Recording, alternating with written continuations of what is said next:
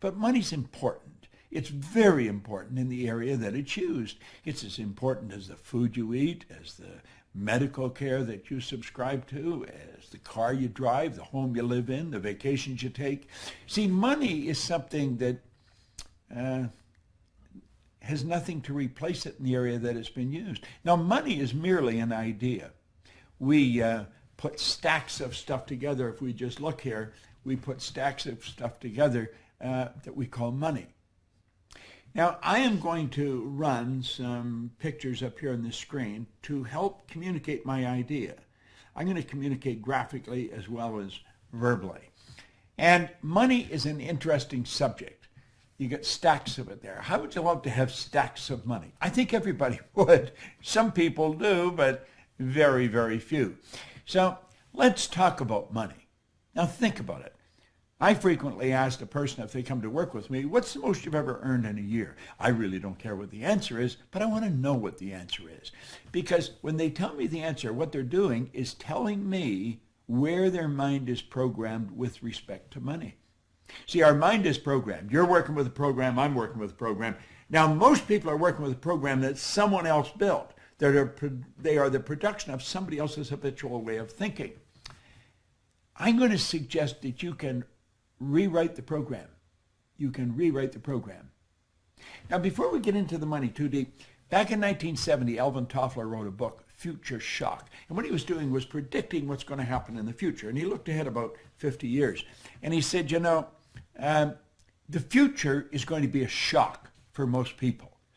And he said, it's something that we should really think about. Now, in the book, he made predictions that everyone thought were absolutely crazy, but they weren't crazy.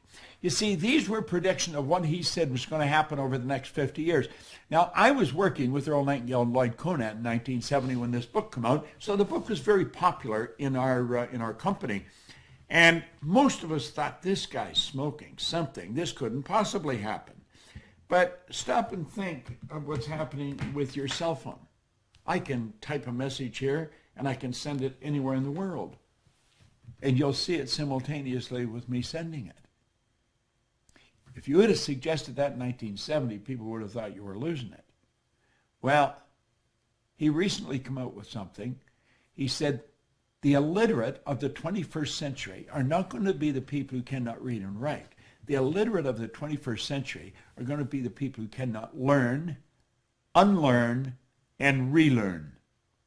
They're going to be the people who cannot learn, unlearn, and relearn. That's called changing your paradigm. And I want to share some information with you. If you've already got it, it's really good to hear it again. If you haven't got it, you're going to love it because it's about money, okay? And it's really about how to create all you want. You have to have multiple sources of income. You can go back to the ancient Babylonians, as far back in ancient history as you can go, and you're going to find that the wealthy people all had multiple sources of income. I want you to think about these figures that you're looking at here. 3% of our population are earning 97% of all the money that's being earned. And everybody says that's unfair. Well, it's based on a law. That's really what it's based on. Our income is the harvest of our production. That's really what it is. But 3%. Now think of this for a moment. Some of those 3% are not very well educated insofar as we look at education. Some of them are functionally illiterate. They can neither read nor write. Now, some of them are absolutely brilliant. But you're going to find people that are absolutely brilliant that fall into the 97% category that have to split up 3% of the money that's earned. So why and how does this happen? Well, that's what I want to talk to you about. You see, you can become one of the 3%. Now, if somebody had told me that 55 years ago when I first got into the studying of this information, I would have thought they were dreaming. But my income went from $4,000 to $175,000 in a year. And it was based on the concept that I want to explain to you here. It's a very, very powerful idea. It really is. But what we have to understand is that the earning of money is something that doesn't happen by accident. You see, you can belong to this 3% group, by creating multiple sources of income. Now, as I just said a minute ago, wealthy people historically have always had multiple sources of income. This isn't an accident. It's by design. You can design this. So I'm going to ask you to really pay attention here. And you probably want to watch this video a number of times. There is an absolute law governs compensation. We know that there's a law. If I let this go, you know it's going to fall. If I let this go, it's going to fall. It's not going to go up. It has to go down. It has to go down. That is an absolute law. It's called the law of gravity. That's a law of the world. Well, the law of compensation is a law. And it's very exact. I want you to really pay attention to it because this law clearly states that the amount of money you earn is in direct ratio, it's in exact ratio to the need for what you do, your ability to do it, and the difficulty there is in replacing you. So let's look at these 3 points one at a time. It's based on the need for what you do. You see, in my particular business, there's the opportunity to earn millions of dollars, and I have earned millions of dollars. Not because I'm smarter than the next guy, not because, there's an emotional or capricious God said, I think we'll let Bob have a turn, and it's not because I'm lucky. It's because I find myself in a field where there's a tremendous need for what I do. I help people become aware of what they're capable of doing. I help people understand how they're programmed and how to shift that paradigm. That's essentially what I do. And there's a phenomenal need for that. We have people coming into our business every day. We train people to do this. But there's a tremendous need. I've worked in Shanghai, in Kosovo, in Bucharest, in Buenos Aires, in Rio de Janeiro, in Melbourne, Australia, in Singapore, all over Europe, all over South America, North America. Everywhere I go, there's a need for what I do. When you find a tremendous need, and then you develop your ability to fill it, you've got to become very, very good at filling the need. Well, I fell in love with this business many years ago. Now, I was fortunate enough to work with a man who was the best at what he did. Earl Nightingale was a broadcaster. Lloyd Conant was a great executive. And I wanted Earl Nightingale to mentor me. What I didn't understand, when I came to work with them, I also got the benefit of Lloyd Conant. Two absolutely brilliant people. Now, I watched them. They were the best at what they did. And they started the industry that I'm a part of. Personal development, personal direction. That's really what it is. Well, you've got to make up your mind you're going to get really good at this. You're going to become very good at it. And when you do, then you're very difficult to replace. Now, there's no such thing as an indispensable person. In fact, there was a great poem written on that one time about the indispensable man. It says, take a bucket of water and put your hand in up to the wrist. When you pull it up, the hole that remains is just how much you'll be missed. You can stir all you want as you enter, stir up the water galore, but stop and you're going to find in no time it's much the same as before. Well, what they were getting across is there's no such thing as an indispensable person, but some people are very difficult to replace. And if you make up your mind you're going to get really good at this, I guarantee you can earn a lot of money. So that's where income comes from. Find anyone who has really mastered what they're doing. They're going to earn an absolute fortune. See, this is the law of compensation. So this is what you want to study. What do you want to do? You just want to focus on your ability to improve. Become a master at whatever you're doing. You see? Now, this is the focus. The money is the reward. This is the cause. The money is the effect. You see, you take care of the cause, the effect will always take care of itself. Now, let's look at it this way. We're going to talk about multiple sources of income, not just one, but many. Now, I stumbled on this way back in the 60s. And when I stumbled on it, I thought, wow, this is really something. So you got the whole world in front of you there. You'll notice on the map, we got the whole world there, and you're sitting right in the center. You're placing yourself. Now, you could place yourself anywhere in the map. Place yourself wherever you are. But I'm saying you're in the center of the world. The whole world's around you. Doesn't matter where you are. You're in the center of the world. It doesn't matter. You could be in Mozambique, you're in the center of the world. You could be in Rio de Janeiro, you're in the center of the world. There's as much on your right as there is on your left. There's as much behind as there is in front.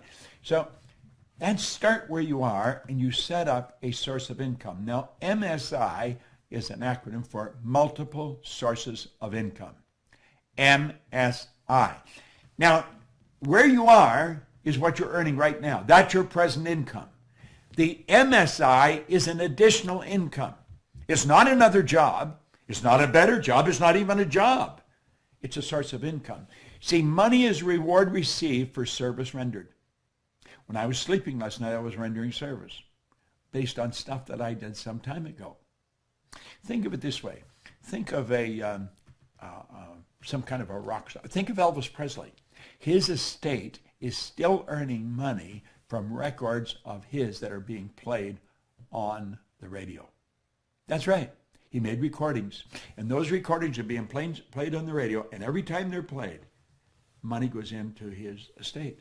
That's called a passive income. That's called a source of income.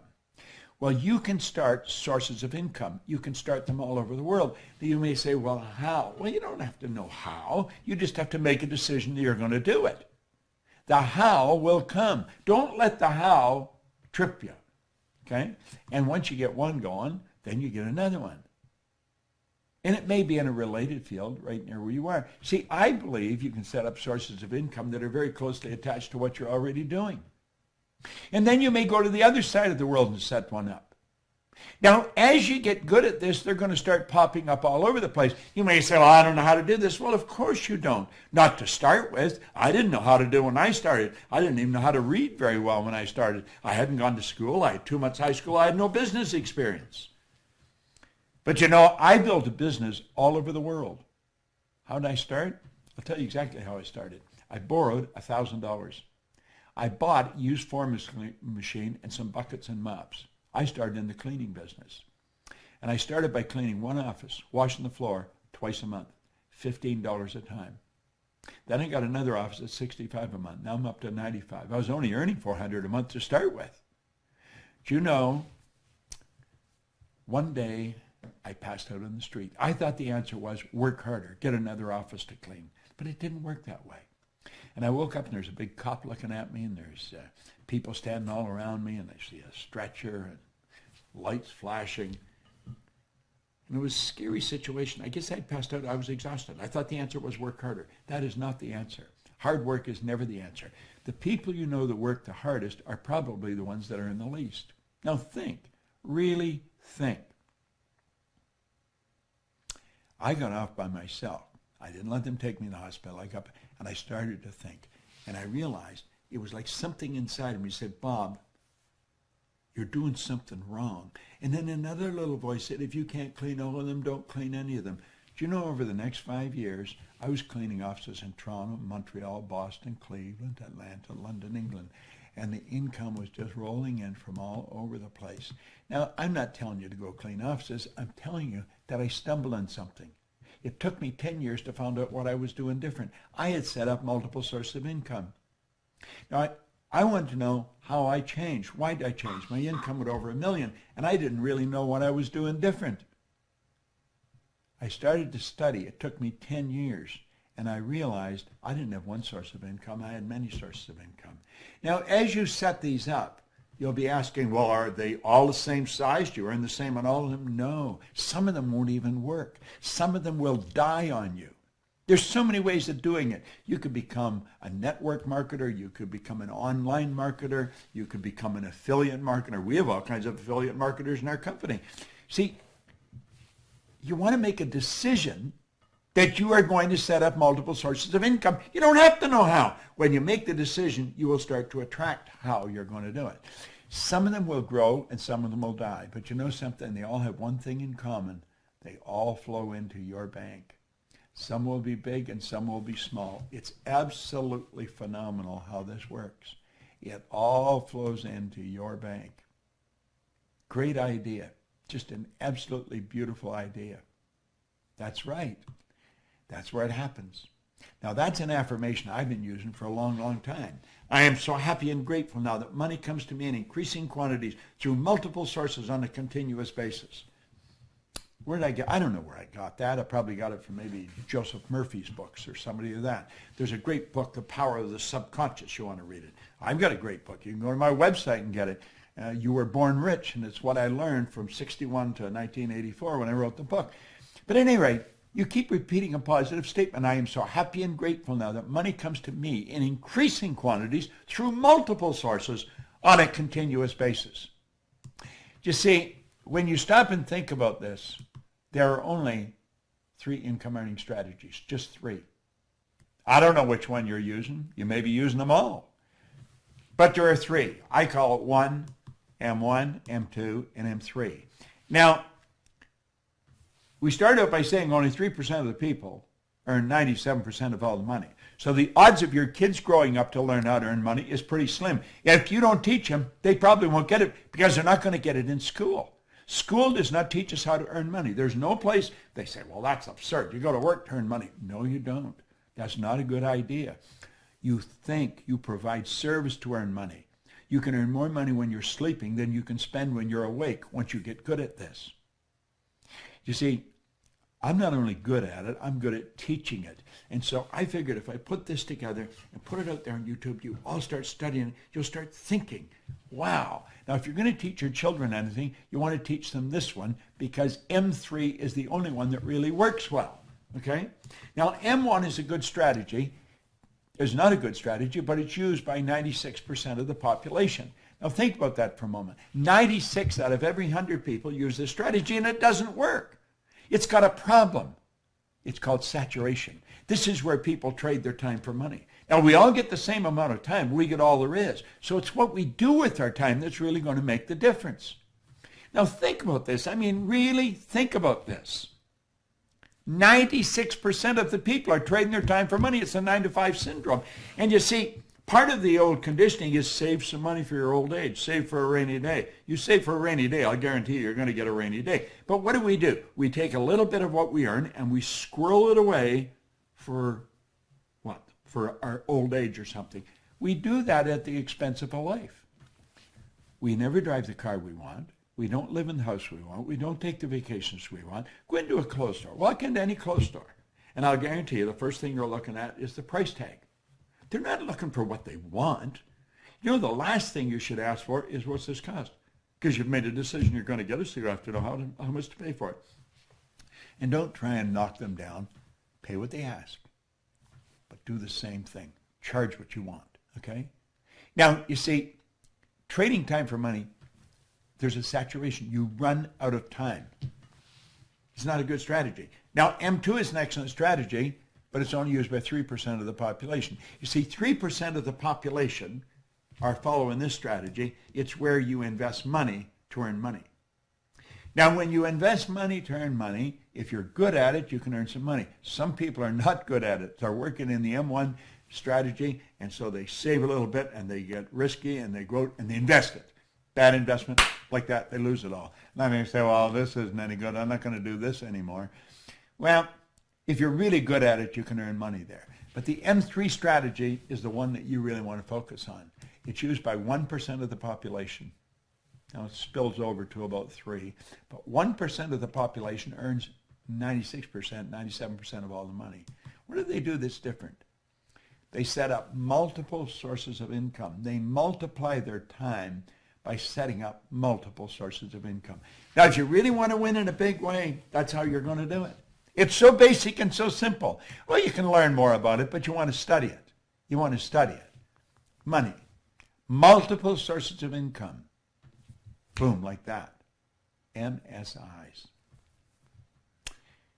That's what the Proctor Gallagher Institute really focuses on, helping people understand how to set up MSIs. We teach people to train people to set up MSIs. You see, there's no end to what you can do. There's absolutely no end to what you can do. But you've got to decide what you're going to do. You want to take one of these things in your hand and sit down and write out how you want to live. And it doesn't matter what it costs. You write it down, and then you only think of how to do it. And you set up multiple sources.